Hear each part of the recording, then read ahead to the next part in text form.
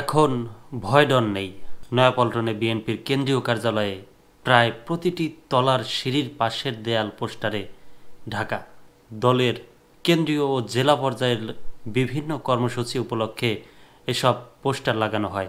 তৃতীয় তলায় ওঠার সিঁড়িতে দাঁড়িয়ে পুরনো ওই সব পোস্টার দেখছিলেন জোরাইন থেকে আসা আবুল কাশেম।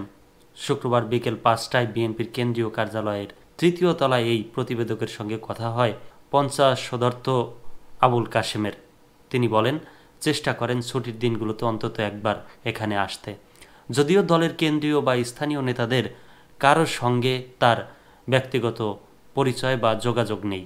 দলে কোনো পর্যায়ের কমিটিতে তার পদপদবিও নেই। কাজের ফাঁকে সুযোগ পেলে তিনি ঢাকায় দলের মিছিল সমাবেশেও যোগ দেওয়ার চেষ্টা করেন।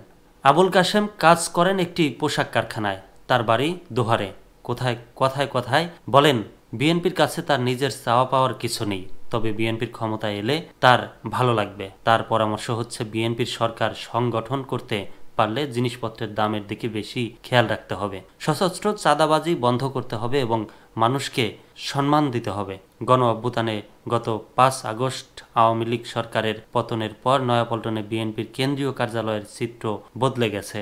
আওয়ামী লীগের ১৫.৫ বছরের শাসন আমলে একাধিকবার কার্যালয়টি বন্ধ রাখা হয়েছিল।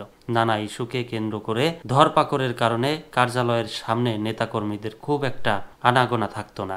এখন অবশ্য কার্যালয়ের সামনে শত শত নেতাকর্মী প্রতিদিন ভিড় করেন। তাদের অনেকে আসেন শুধু আড্ডা দিতে। বিএনপির কেন্দ্রীয় নির্বাহী কমিটির সদস্য, কেন্দ্রীয় দপ্তরের সংযুক্ত আব্দুস সাত্তার পাটোয়ারি প্রথম আলোকে বলেন, আগে গ্রেপ্তার, নির্যাতন, নিপীড়নের ভয়ে অনেকে ইচ্ছে থাকা সত্ত্বেও পার্টি অফিসে আসতে ভয় পেতেন। তবু অনেক নেতাকর্মী নিয়মিতই অফিসে আসতেন। কিন্তু এখন যেহেতু ভয় ডর নেই, তাই সবাই স্বতঃস্ফূর্তভাবে আসছেন।